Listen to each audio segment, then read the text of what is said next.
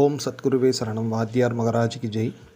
குருவருளால் கால ரகசிய பதிவேட்டில் பார்க்கக்கூடிய விஷயமானது இந்த விஸ்வாவசு ஆண்டோட சித்திரை மாதத்தோட வளர்பிறை திரியோதசி, வளர்பிறை பிரதோஷம், அந்த பிரதோஷத்தோட சில குறிப்புகள் அப்படி எடுத்துங்க. அது என்ன குறிப்பு அப்படி பார்த்துட்டிங்கன்னா, இந்த பிரதோஷமானது மே மாதம் 5ஆம் தேதி 10ஆம் தேதி, ஓகே ஆமாம், மே மாதம் 10ஆம் தேதி ஆங்கிலத்தில் எடுத்துங்க, சனிக்கிழமை அன்று திரியோதசி. அது பார்த்துட்டிங்கன்னா மாலையில் ஒரு 5:30 மணி வரைக்கும் தான் இருக்கும் திருக்கணிதப்படி. அதுதான் ரொம்ப விசேஷம். ஏன்னா அது பொதுவாகவே சனி மகா பிரதோஷம் பஞ்சாங்கங்கள் படி இருக்குது. நிறைய கோயில்கள்லேயும் அந்த பிரதோஷம் நிச்சயமாக நடக்கும். இதில் எங்கே ஒரு பெரிய ஹைலைட்டான ஒரு விஷயம் நம்ம பார்க்குறோம் அப்படி பார்த்துட்டிங்கன்னா, எப்பொழுதுமே நித்திய பிரதோஷன்ட்டு ஒரு நேரம் ஒன்று உண்டு இல்லையா, 4:30 6, இது நித்திய பிரதோஷ நேரம். அதே மாதிரி பட்ச பிரதோஷன்ட்டு ஒரு காலம். பட்ச பிரதோஷன்றது என்னென்னா, திரியோதசி திதி இருக்கக்கூடிய காலம் பிரதோஷ காலம். ஏன்னா அந்த திதி பிரதோஷத்துக்குரிய திதி அது இல்லையா. ஸோ இந்த பட்ச பிரதோஷமோ நித்திய பிரதோஷமோ சேரும் வேலை அப்படின்றார் வாத்தியார் கிட்டத்தட்ட. அதாவது சேரும் வேலை மீன்ஸ் எப்படின்னா, பட்ச பிரதோஷமானது நித்திய பிரதோஷ நேரத்திலே முடியறது.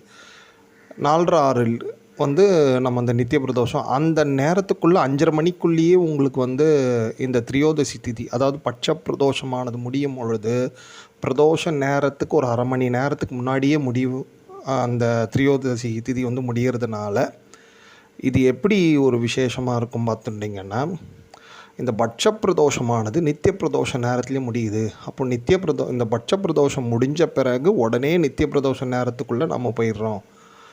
அந்த இடைப்பட்ட நேரம் இருக்குது பாருங்கள், கிட்டத்தட்ட அந்த சனிக்கிழமை ஒரு 5:30 மணி அந்த டைமிங் எக்ஸாக்டாக எடுத்துங்களேன்.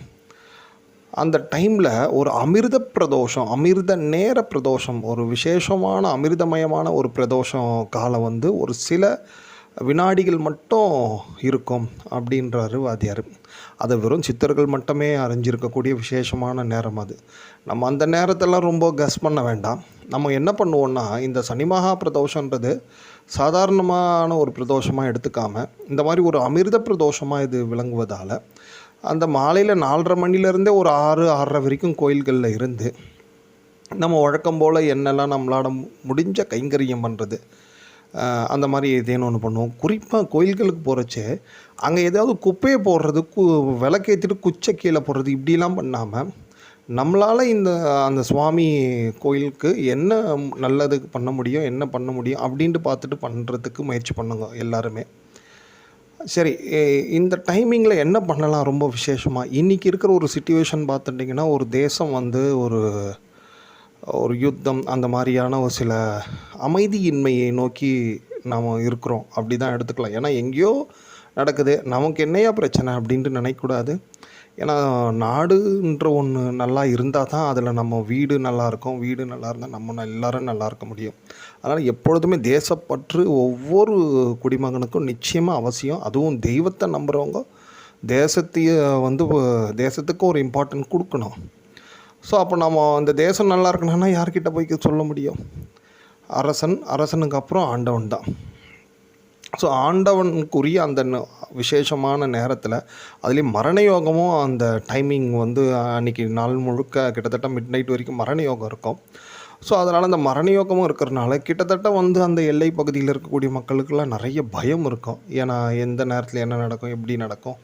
ஈவன் நம்மளை மாதிரி ஆளுங்களுக்கே ஒரு சிலருக்கெலாம் அந்த மாதிரி ஒரு பயம் இருக்க தான் செய்யுது. ஏன்னா இன்றைக்கி அந்த மாதிரி அட்வான்ஸ் டெக்னாலஜியில் நிறைய வெடிகுண்டுகளை வச்சுருக்காங்க எல்லா நாடுகளும். அதனால் ஸோ அந்த மாதிரி அந்த பயம் நீங்கி யாருக்கும் எந்த விதமான பிரச்சனையும் வரக்கூடாது, நமக்கே 1008 பிரச்சனை இருக்கப்பா அப்படி யோசிக்கலாம்.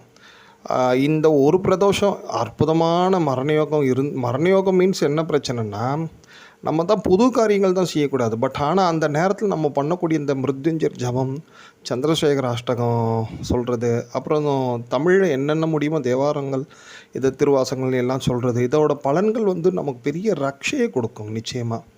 ஸோ அதனால் அந்த டைமிங்கில் நிச்சயமாக, ஏன்னா அது மரணயோகம் கூடியிருந்தாலும் அமிர்த பிரதோஷமாக இருக்குது. அமிர்த பிரதோஷம் சனி மகா பிரதோஷமாக இருக்கிறதுனால அந்த நேரத்தில் நம்ம ஒட்டுமொத்த தேசத்துக்காகியும் அந்த பிரதோஷ வழிபாடை நம்ம அமைச்சுட்டோன்னா அடுத்த வாட்டி வரக்கூடிய பிரதோஷத்தில் நம்ம பிரச்சனைலாம் தீர்வதற்கு வாத்தியார் நிறைய நமக்கு வழிகாட்டுவார்.